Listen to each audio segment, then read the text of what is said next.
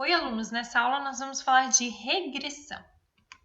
Como a gente já viu antes no vídeo de correlação, se as variáveis são quantitativas, a correlação é um instrumento adequado para descobrir e medir a relação entre as variáveis. A partir do momento em que a gente encontra uma relação entre essas variáveis, então a gente pode descrever essa relação através de uma função matemática. E a regressão é o instrumento adequado para a determinação dos parâmetros dessa função. Aqui a gente vai trabalhar com a regressão linear, tá? A análise da regressão tem por objetivo descrever, através de um modelo matemático, a relação entre duas variáveis, partindo de N observações da mesma. Então, numa regressão que a gente vai trabalhar linear aqui, ajustamos as variáveis em uma equação y igual a mais bx, que representa uma reta. Se é linear, o gráfico será uma reta. Como que a gente calcula os parâmetros a e b? Então, a ideia básica da construção disso é encontrar uma reta que passe a mais próxima possível dos pontos observados. E aí a gente representa essa nova reta por esse y igual a mais bx. Esse y aqui com o circunflexo, porque significa que é um número que ele é o estimado com a nossa fórmula de regressão, tá? E aí a gente vai chamar essa reta de regressão ou equação de regressão. Então, aqui a gente tem, por exemplo, os pontos e a gente vai estimar uma reta onde esses pontos, teoricamente, passariam por cima. Claro que a gente nunca vai achar algo exato, porque esses pontos aqui, normalmente, eles não estão numa reta, mas a gente tenta ajustar a uma reta que tenha o mais próximo possível um comportamento dessa função, tá? Em alguns outros tipos de regressão, pode ser que não seja linear, mas aqui a gente vai trabalhar apenas com a regressão linear. E aí a gente usa o método dos mínimos quadrados para calcular os parâmetros a e b.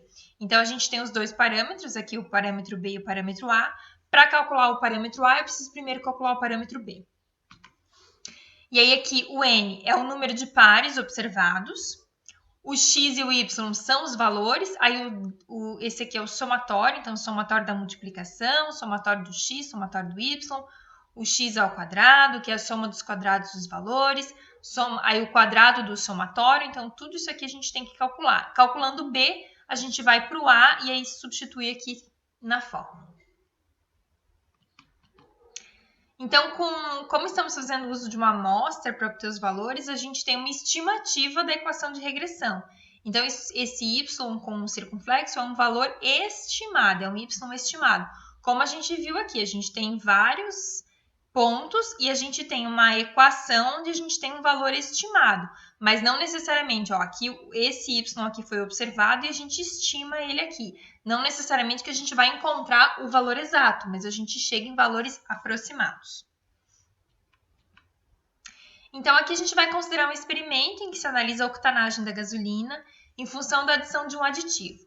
Para isso, a gente realizou alguns ensaios com percentuais de 1, 2, 3, 4, 5 e 6% de aditivo.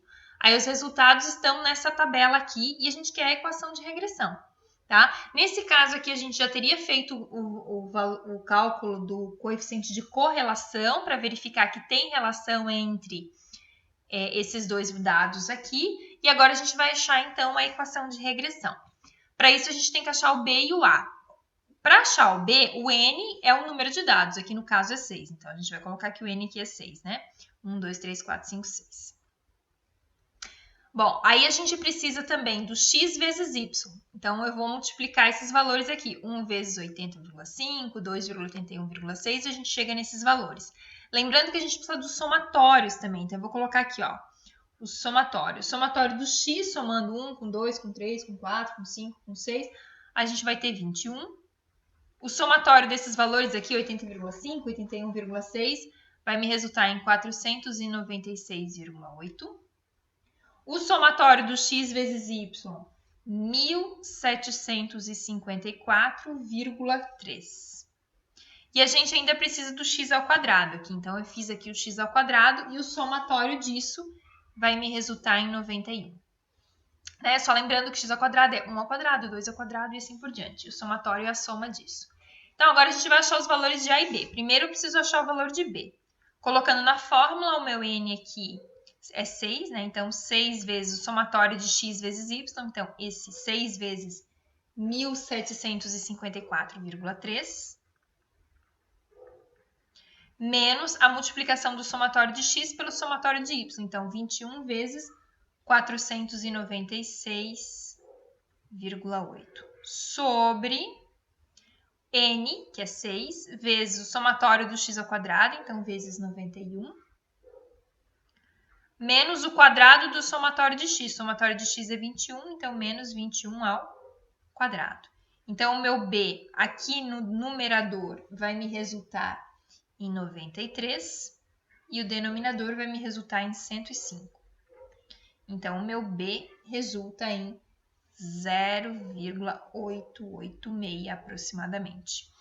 Tendo o valor de b, eu consigo calcular o valor de a. Então, a é igual ao somatório do y, que é 496,8, menos o b, que é 0,886, vezes o somatório do x, que é 21, sobre 6.